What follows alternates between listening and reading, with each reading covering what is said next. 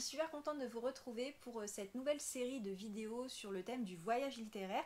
Et pour l'inaugurer comme il se doit, j'ai eu envie de vous bousculer un petit peu en vous présentant 3 livres qui vont, je l'espère, vous faire sortir un petit peu de ce que vous avez l'habitude de lire. Et pour ça, on va partir en Afrique, en Amérique latine et en Asie. C'est parti! On va tout d'abord partir au Cameroun avec un roman dont on a beaucoup entendu parler à la rentrée littéraire 2020 et qui a d'ailleurs reçu le prix Goncourt des lycéens. C'est Les Impatientes de Djaïli Amadou Amal, publié au format poche chez J'ai lu. Ce roman, il va nous emmener au cœur de la tradition du mariage dans certaines grandes familles camerounaises. Et on va donc suivre l'histoire de 3 jeunes femmes. Tout d'abord Ramla, qui va être arrachée au garçon qu'elle aime pour être mariée de force à un homme bien plus âgé qu'elle. Hindou, qui va être mariée de force à l'un de ses cousins qu'elle craint énormément, et Safira, qui va voir arriver une seconde épouse dans son foyer puisque là-bas la polygamie est autorisée.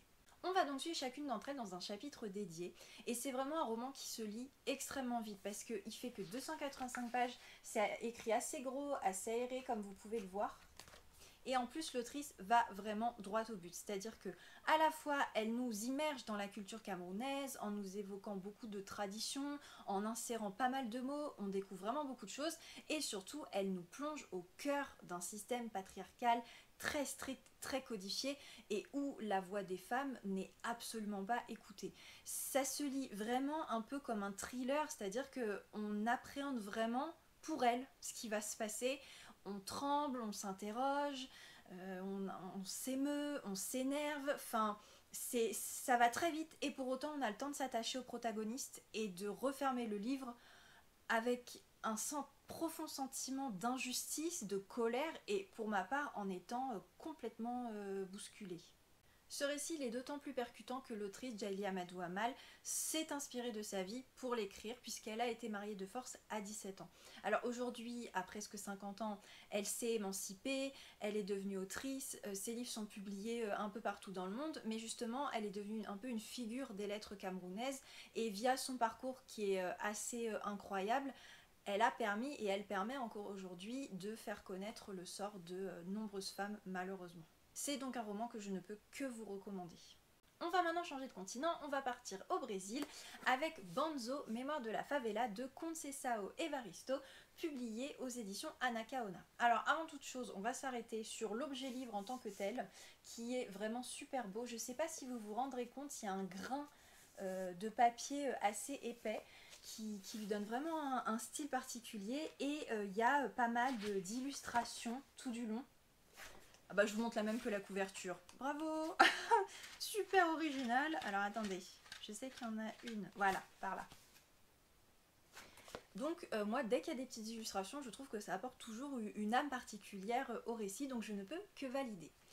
Ce livre, comme son titre l'indique, va nous plonger au cœur d'une favela. On va y suivre Tite Maria, qui est une enfant qui y vit et qui va déambuler dedans. Via elle, on va donc découvrir tout un tas de personnages qui font en fait la richesse humaine et sociale de la favela. Ça va être un peu décousu, où on va aller à droite, à gauche, telle personne, on la revoit plus, puis on la revoit, puis voilà.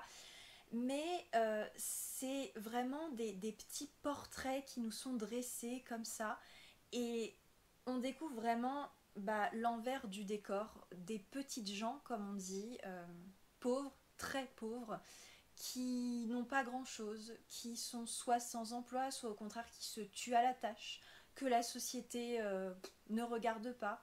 Et c'est vraiment un livre complètement à part et qui nous, comme une parenthèse si vous voulez, qui nous coupe de ce que nous on connaît en France. Conceição Evaristo a grandi dans une favela, du coup elle sait de quoi elle parle et je trouve que ça apporte vraiment une authenticité à son récit qui est vraiment particulier. C'est à la fois c'est poétique, c'est vraiment joliment écrit, mais c'est dur, c'est triste et c'est vraiment une plume qui est très propre à l'Amérique latine en général, parce que le Brésil en fait partie. On a tendance à l'oublier et parler des pays espagnols, mais le Brésil en fait partie.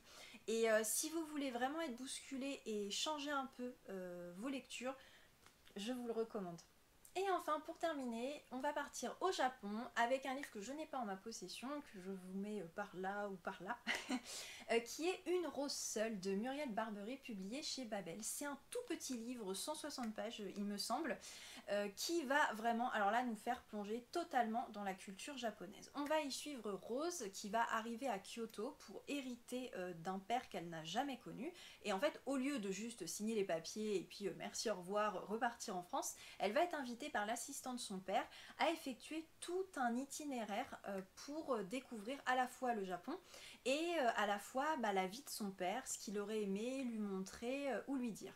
Je vous cache pas que c'est un livre très intello, voilà si je peux dire ça comme ça, avec un certain immobilisme, un questionnement existentiel sur la vie, de longues descriptions, on est vraiment sur le ressenti intérieur, voilà. Mais si vous y êtes sensible, alors là, foncez, vous allez avoir droit à un aller-retour direct pour le Japon, tellement on est immergé dans la culture au travers de ce livre. Maintenant, si c'est pas trop votre truc, bon, j'avoue, passez votre chemin parce que c'est très particulier, mais justement, il est tellement petit, vous pourriez vous laisser tenter pour découvrir autre chose.